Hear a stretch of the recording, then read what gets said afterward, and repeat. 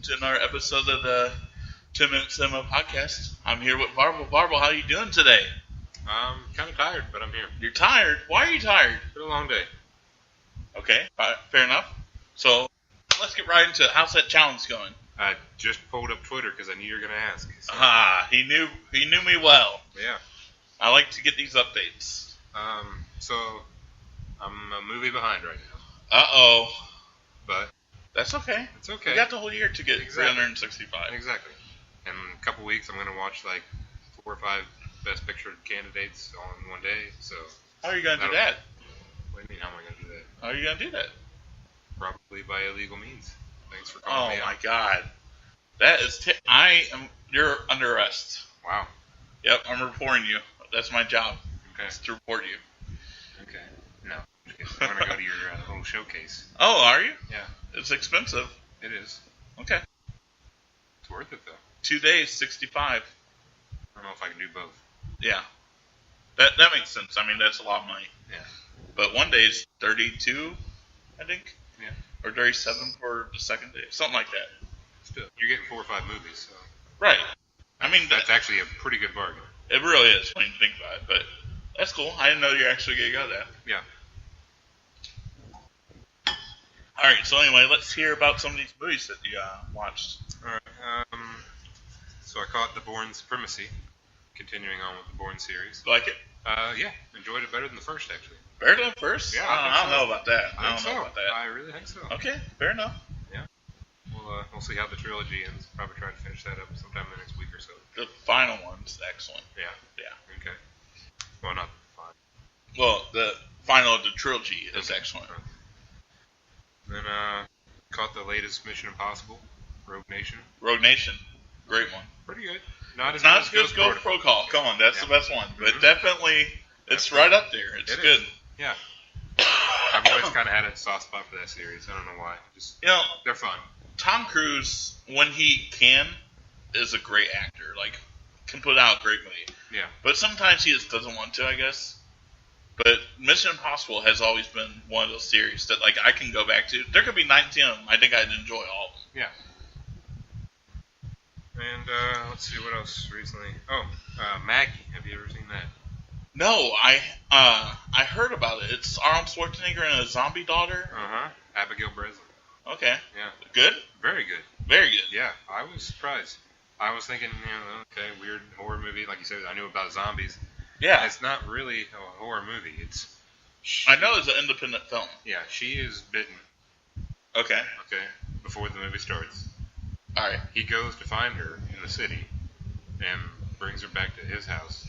They've stopped the zombies for now. There's still a few stragglers out there, so they're trying to kind of rebuild society. But she's already been bitten, and they've got a way to stop the disease enough that it'll take 6 to 8 weeks before she actually turns. Okay. So it's kind of like him preparing himself to say goodbye to her, Gotcha. Yeah, it gets really emotional. It's pretty good. That sounds good. Yeah, it's on Hulu right now. That's where I watched it. So if you want to check it out. Yeah, I definitely. would recommend it for sure. Okay, cool. It's only an hour and 28 minutes. So Will Christina like it? I think so. Okay, maybe I'll give that a go one night. Yeah. All right. What else? Anything else worth noting? Not really. Everything else is kind of just run of the mill. What was the worst one this week? Strange Wilderness. I kind of never even heard of it. Yeah, kind of did that one to myself. It's Adam Sandler produced stoner comedy from 2008. Oh, I remember that actually. Yeah, it had Steve Zahn. Correct. Yeah. But you know it's going to be. So I kind of it's hard to judge it too harshly when you know what you're getting into. But also, to be fair, I did laugh a few times. It's not utterly terrible. So his movies are really hit or miss for me. Sometimes they're really enjoyable. Especially his old stuff. They're all hits, actually, old stuff. But his new stuff is, sometimes they're funny, but sometimes they're just awful. I think I gotta be in the mood for Adam Sandler's comedy at this point, because it's a lot of the same. I mean, he's not in this one. He just produced it. Okay. Okay. Well, the only one I've seen where he's only produced it, I believe, I've seen a couple, but the one I liked the most was Great Lost Boy. Yeah. That was great. And this is a lot of that same crowd. Okay. Well, that's cool. Yeah. I mean, it is what it is. Like I said, I laughed a few times, so I at least got that out of it. Right. The rest of it just really dumb, lowbrow comedy, so it's hard to say much about it. Right. All right, so you ready to move on, or did you have anything else from your challenge? I was just wondering if you watched anything this week. Did I watch anything this week? Yeah. That's an interesting Now the pressure's question. no longer on me. It's Pressure's not. back on you. It's always on me now, right? Yeah, it is, kind of. Trying to think, did I watch anything this week? Ooh, that's a fine-looking question. I don't think I have, actually. Let's see. What was the last thing I told you we watched? You don't know. You don't remember anything we talk about. So yeah, I'm gonna go ahead and say no. Okay. But I tried to. Good. I don't think I tried to. I will next time. All right. Well, Or maybe the time after next. We do have a movie to talk about. We do. You ready for it? I think so. All right. So last we saw. We're chugging along. Yeah, we're way past the halfway point now. It looks like there's about a third of the movie left. So are you excited about that? In more ways than one. Wow. Okay. We really did need to come up with a list of movies. We actually forgot to do that. So we have time. That's true. Anyway, so we come back, and last we left, Uncle Billy was at the bank. He was. And he was getting ready to make the deposit, and he ran into that darn Mr. Potter. Harry Potter. It's not Harry Potter. Dude, Harry Potter did not go back in time 80 years or whatever so that he could go, well, whenever he was actually this old. So, like 150 years. Did not go back in time and cause havoc for George Bailey. That's just not what happened. We'll see at the end of this movie. There is no time travel element to this movie. Okay, that's wrong. We travel a lot forward in time, but there's no backtracking. A character did not come from the future. Yet. It's a movie. It can't change. It might. I haven't seen it You're all impossible. yet. You're impossible. So, he's going to deposit his money, and he doesn't have it. Where'd it go? Teller makes a joke like, you should probably bring your money. And Uncle Billy's not laughing. He is actually he's starting to panic a little bit. Yeah. Because, well, I guess we don't find out till later. But Well, this isn't exactly his money. Let's just put it that way. it's not his money. So he goes to...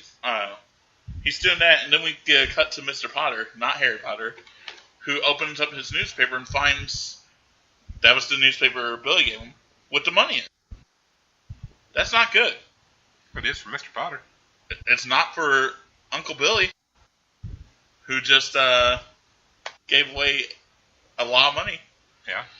So Mr. Potter gets wheeled to the door to see what's going on. He sees Uncle Billy frantically panicking and looking all around the bank and leaving. And he has this, like, ponder moment. He kind of ponders to himself when he gets put back to his desk, and it looks like he's up to no good. We don't really know what he's up to, though. We don't. Maybe he's going to call and be like, hey, I got your money. Everything's fine. Yeah.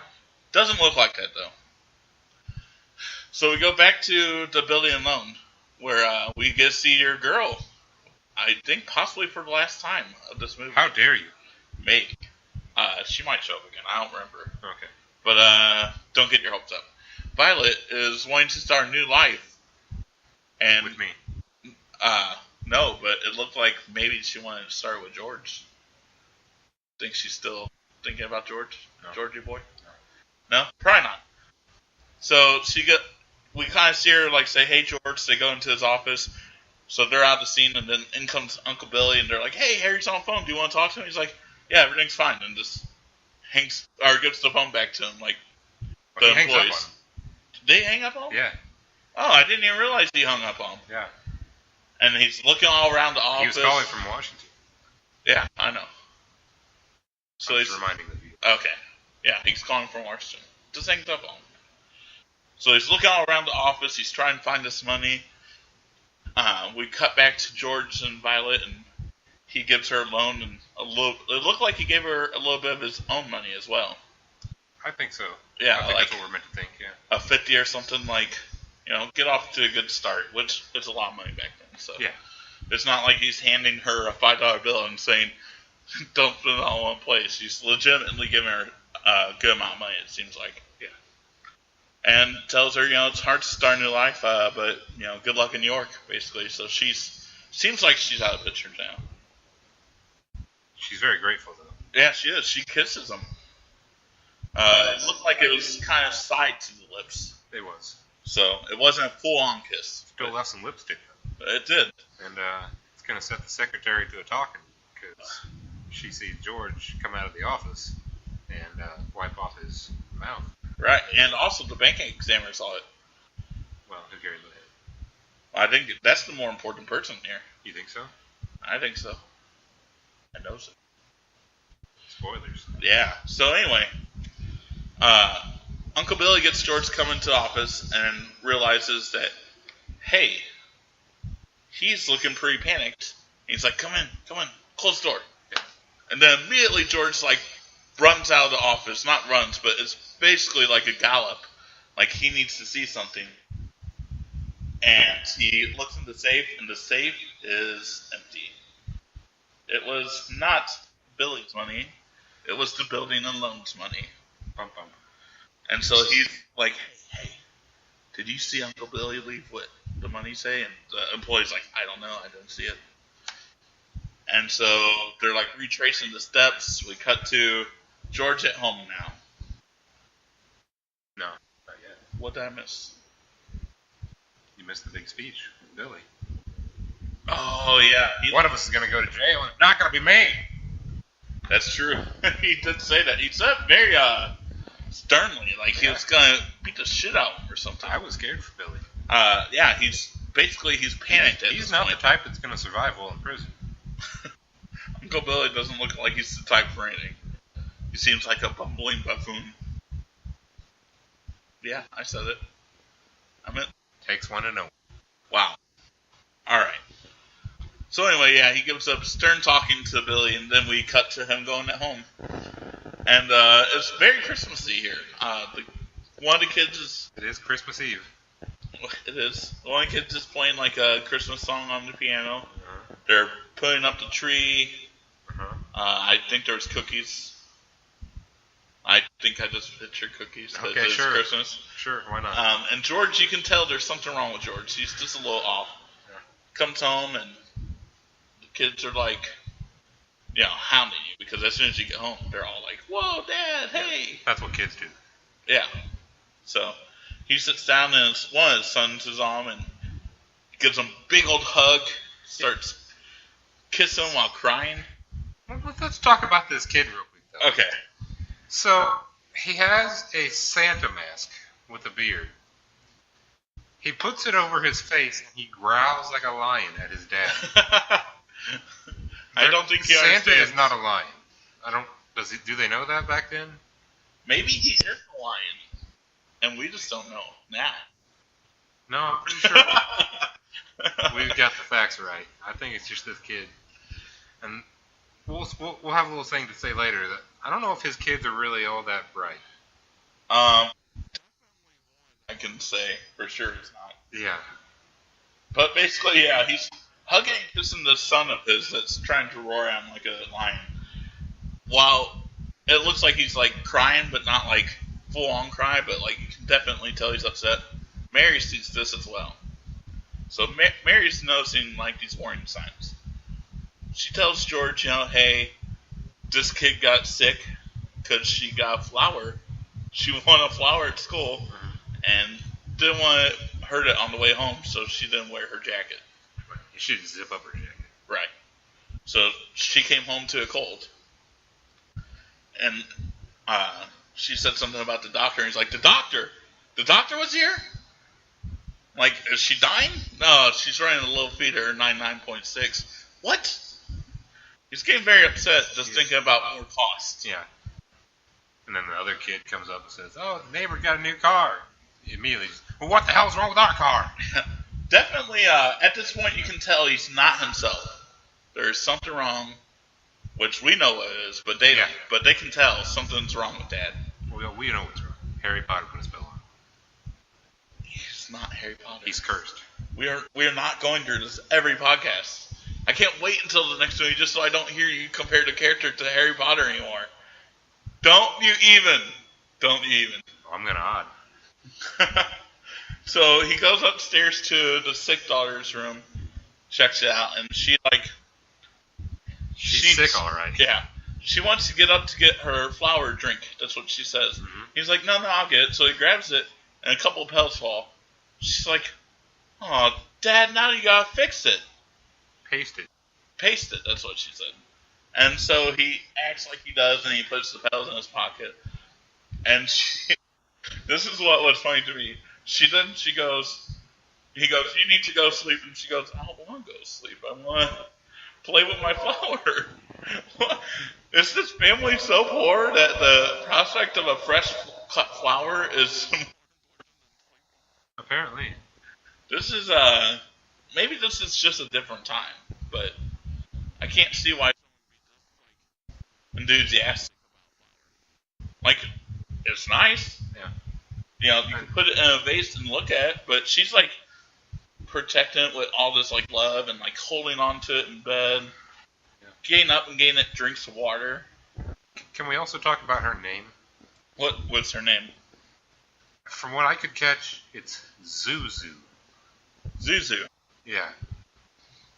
That's neat. That's a very unique name. Well, I mean, look at her mom. It's Mary. Yeah. She probably just made a sound, and that's what the name is. Yeah, I don't think I've ever heard that for a name. And so then we come downstairs, and more of the kids are on. Like, there's one pulling at his shirt. Or what's that before? Oh. It was before. Anyway, he gets down, and on the phone, Mary's talking to the teacher, and the teacher's just asking how Zuzu's doing.